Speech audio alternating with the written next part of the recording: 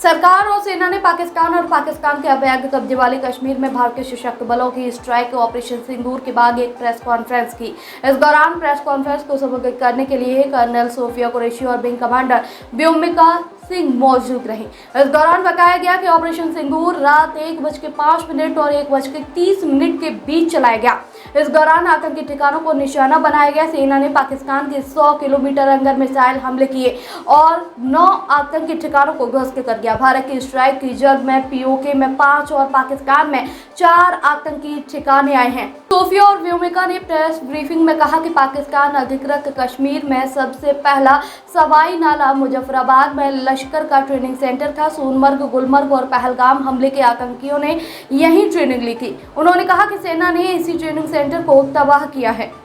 Colonel Sophia ने कहा कि पाकिस्तान में 3 दशकों से आतंकवादियों का निर्माण हो रहा है। पाकिस्तान और पीओके में 9 टारगेट पहचान कर लिए गए हैं। इसके अलावा इन्हें हमने तबाह कर दिया है। लॉन्च पैड और ट्रेनिंग सेंटर टारगेट किए गए हैं।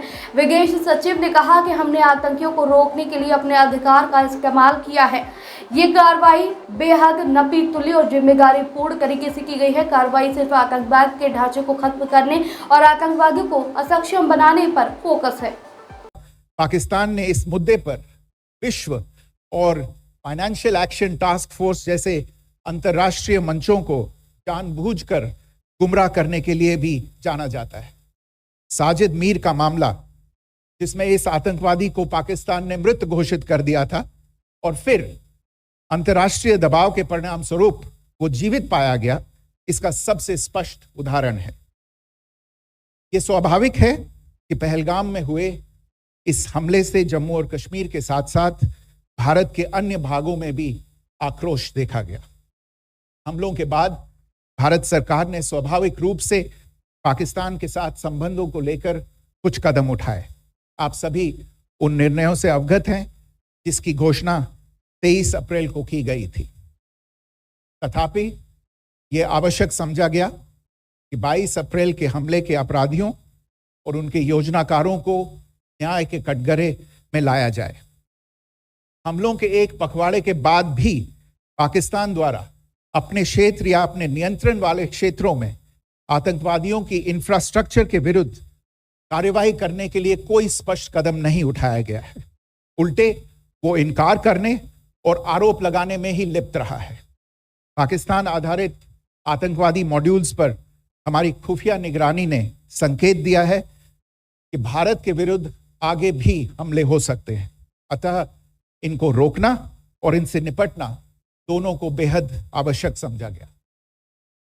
आज सुबह, जैसा कि आपको ज्ञात होगा, भारत ने इस तरह के सीमा पार हमलों का जवाब देने और उन्हें रोकने तथा उनका प्रतिरोध करने के अपने अधिकार का प्रयोग किया है। यह कार्यवाही नपीतुली, नॉन एस्केलेटरी, अनुपातिक और जिम्मेदारी पूर्ण है।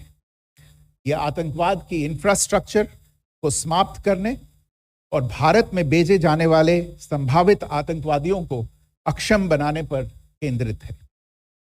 आपको यह भी स्मरण होगा कि 25 अप्रैल 2025 को संयुक्त राष्ट्र सुरक्षा परिषद ने पहलगाम आतंकवादी हमले पर एक प्रेस वक्तव्य जारी किया था, जिसमें आतंकवाद के इस निंदनीय कार्य के अपराधियों, आयोजकों, फाइनेंसरों और प्रायोजकों को जवाबदेह ठहराने और उन्हें न्याय के दायरे में लाने की आवश्यकता पर जोर दिया गया था।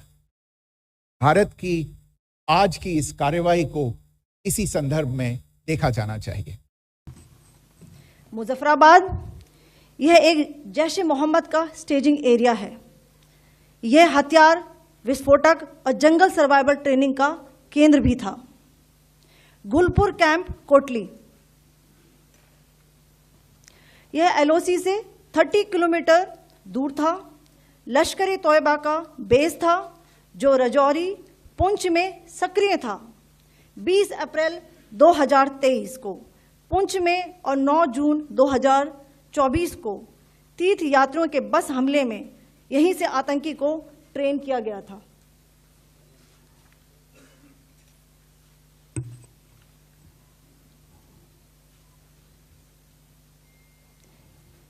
बरनाला कैंप भिंबर, ये एलओसी से 9 किलोमीटर दूर है। यहाँ पर हथियार हैंडलिंग, आईईडी व जंगल सर्वाइवल का प्रशिक्षण केंद्र था। अब्बास कैंप कोटली,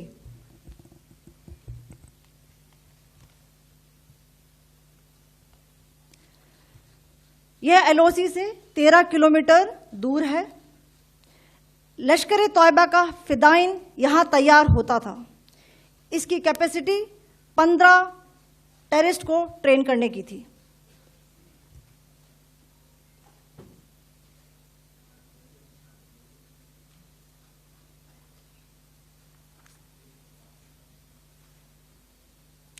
अब मैं पाकिस्तान के अंदर के टारगेट से अवगत कराना चाहूंगी।